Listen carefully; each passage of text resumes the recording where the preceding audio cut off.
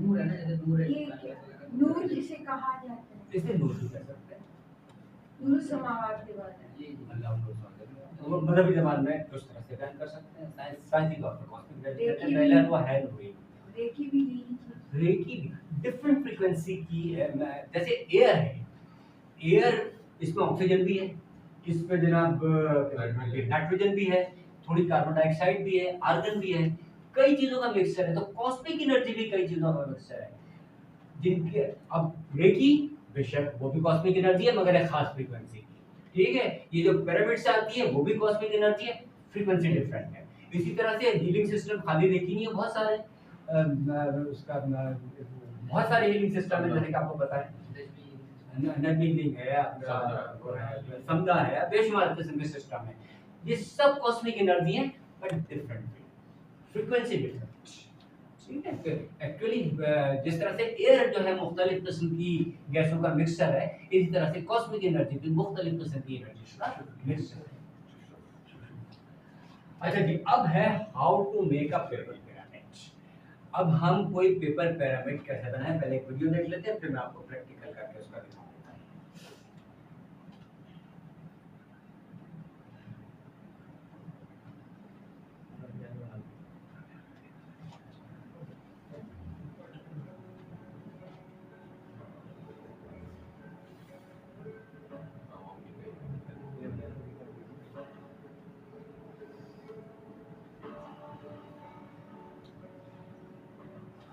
Light बंद कर, एक लाइट बंद कर।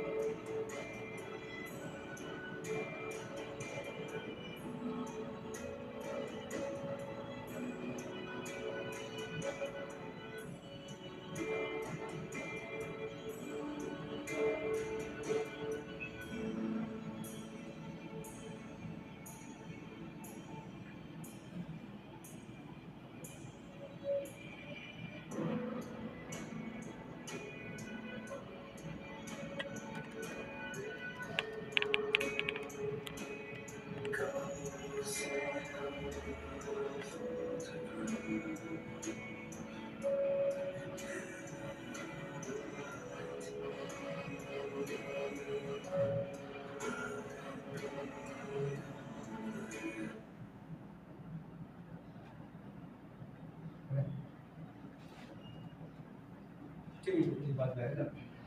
अब इसने क्या किया वो मैं आपको एक्सप्लेन कर देता हूँ। बोर्ड पे ज़्यादा कीजिएगा।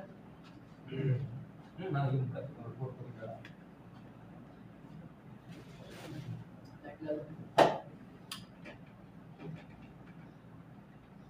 देखिए वैसे तो जब आप बनाएंगे कागज पे तो ये तो इस्तेमाल करेंगे, लेकिन अभी कागज पे फिलहाल नहीं, मैं बोर्ड पे बना रहा हूँ। कागज पे बनाऊंगा तो उसकी समझ में नहीं आएगा। फर्ज करें ये स्केल से, अच्छा ये जो कैलकुलेशन है ये तो आपको किसी से लेनी पड़ेगी, अगर कोई बनाना चाहे तो मुझसे ले सकता है। अच्छा मैंने अर्ज किया था कि कई किस्म के एंगल्स पे बनते हैं, तो एक खास फिरौन था जिसने एंगल इस्तेमाल किया 58.5 का।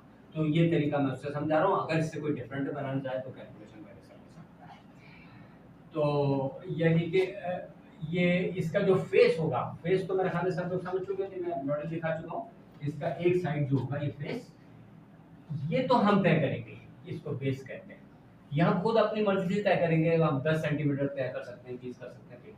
हम 10 की मिसाल पे मैं आपको समझा देता हूँ, लेकिन यह हमारी मर्जी पर होगा। लेकिन इसके बाद कुछ भी हमारी मर्जी पर नहीं होगा, सब अकॉर्डिंग टू द कैलकुलेशन होगा। अब जब ये फेज तय हो गया, ये बेस तय हो गया, तो ये फेज जो है इसकी लेंथ निकालनी है, वो एक फॉर्मूले से निकलती है। और फॉर्मूला ये है कि जो भी आपने बेस लिया है, टेन लिया है, तो इसको 0.902 से मल्टीप्लाई कर दे, तो ये तकरीबन आ जाएगा 9। पॉइंट ये 9 के बराबर आ जाएगा, 9.2 के बराबर आ जाएगा। ठीक है, तो ये आपने 10 लिया, तो इसका मतलब है कि ये जो फेस की लेंथ होनी चाहिए, अगर ये 10 लिया है तो फेस की लेंथ होनी चाहिए आपके पास ये 9.2 की। सर ये 0.2 कर दें, ये जरा फिगर बढ़ जाएगा। 9.2 करेंगे तो ये बढ़ जाएगा। मैंने अप्रोक्सीमेट लिया है, अप्रोक्सीमेट में भी सर ज्यादा है, 9.1 ले लीजिए। 9 ले तो भी चलेगा। देखें ये अगर हम 10 से इसको मल्टीप्लाई करें जी। 0.9 9.0 हाँ चलेगा, 0.2 यू आर राइट। तो इसलिए 1 ले सकते हैं। ठीक है, 9 पर चले फिलहाल हम ऐसे ही लेते हैं, ठीक है। लेकिन वैसे जब प्रैक्टिकली से करें तो ये 0.00, अगर पॉइंट के बाद एक नंबर है उसको तो वो तो आपका स्केल बता देगा, लेकिन पॉइंट के बाद 0 तो उसको छोड़ सकते हैं, खाली 9 भी ले सकते हैं, करते हैं। अच्छा जी, ये इससे ये पता चल जाएगा कि फेस इतना है। अब देखें इसका पूरा बनाने का तरीका, ये बात तो बुनियादी समझ गए। जी जी। अब फर्स्ट करें, हम चाहते हैं कि एक ऐसा पिरामिड बनाएं जिसका बेस जो हो वो 10 का हो। तो हम क्या करेंगे, पहले कैलकुलेशन करेंगे तो निकलेगा कि वो 0.92 का